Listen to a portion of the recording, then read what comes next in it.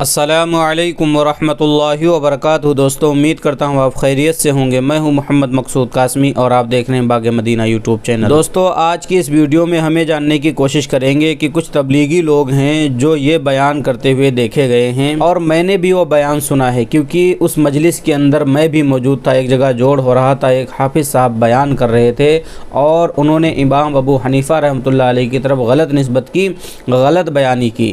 تو سب سے پہلے ہم جانیں گے کہ غلط بیانی انہوں نے کیا کی۔ دوسری بات یہ جانیں گے کہ امام ابو حنیفہ کو ابو حنیفہ کیوں کہتے ہیں اور ان کا اصل نام کیا ہے۔ یہی دونوں باتیں اس ویڈیو کے اندر ہم جانیں گے۔ تو آپ سے گزارش کرتے ہیں کہ برائے مہربانی آپ پوری ویڈیو دیکھ لیجئے گا، اس کے بعد ہی آپ کو صحیح علم ہو پائے گا اور آپ دوسروں کو بتا سکیں گے اور کسی کو روک اور ٹوک بھی سکیں گے۔ پہلی بار اگر بھیا چینل پر آئے ہیں تو برائے مہربانی سبسکرائب کر کے جائیے گا۔ چلیے دوستو، ویڈیو کو شروع کرتا ہوں۔ تو میں نے اس تبلیغی بھائی کو یہ واقعہ سناتے ہوئے دیکھا جوڑ کے اندر کہ امام ابو حنیفہ رحمۃ اللہ علیہ سے کسی نے پوچھا کہ آدمی 4 بیویوں سے 4 عورتوں سے شادی کر سکتا ہے تو عورت جو ہے وہ 4 آدمیوں سے شادی کیوں نہیں کر سکتی۔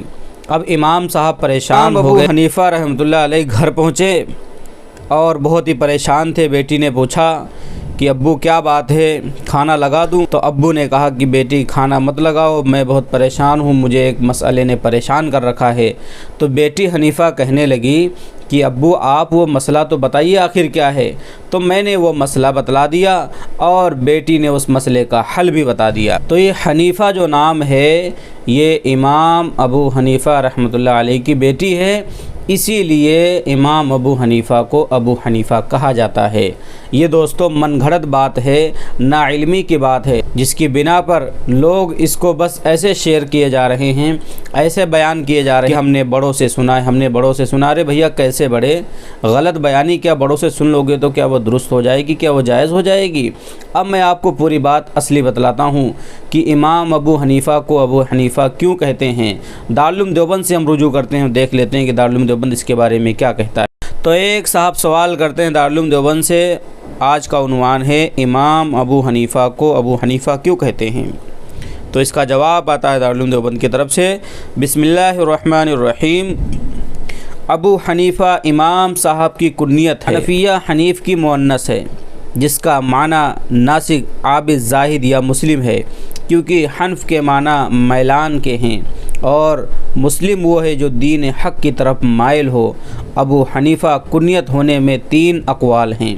نمبر 1، دوات کے ساتھ آپ کی ملازمت کی وجہ سے یہ کنیت ہے، جو دوات لغت عراق میں حنیفہ سے موسوم ہے۔ نمبر 2، آپ کی ایک بیٹی تھی جس کے ساتھ آپ کی کنیت ہے، لیکن اس قول کو رد کیا گیا ہے اس لیے کہ حماد کے علاوہ آپ کی کوئی مذکر اور مؤنث اولاد معلوم نہیں ہے۔ امام اعظم اور علم حدیث، صفحہ نمبر 16۔ نمبر 3، حنیفہ کے معنی اپنے دین میں یکسو رہنے والا، اسی اعتبار سے آپ کی کنیت ابو حنیفہ ہے، کیونکہ آپ رحمۃ اللہ علیہ اپنے دین پر عمل کرنے میں بہت زیادہ یکسو تھے۔ بس خلاصہ یہ نکلا کہ آپ کی یہ کنیت وصفی ہے، نسبتی نہیں ہے۔ تو بہت سارے لوگ غلط فہمی کا شکار ہیں کہ جب وہ بیان کرتے ہیں تو اس واقعے کو جو میں نے آپ کو سنایا من گھڑت امام ابو حنیفہ رحمۃ اللہ علیہ کی طرف منسوب کرتے ہیں، جبکہ میں خود اس جوڑ کے اندر موجود تھا۔ ایک حافظ صاحب نے بیان کیا، بعد میں جب میں نے تحقیق کی تو پتہ چلا کہ یہ غلط واقعہ امام ابو حنیفہ کی طرف منسوب کیا جا رہا ہے۔ اور دوستو اب آپ بتائیے، کیا آپ نے اس واقعے کو کہیں سنا ہے؟ کیا کسی نے اس طریقے سے بیان کیا ہے؟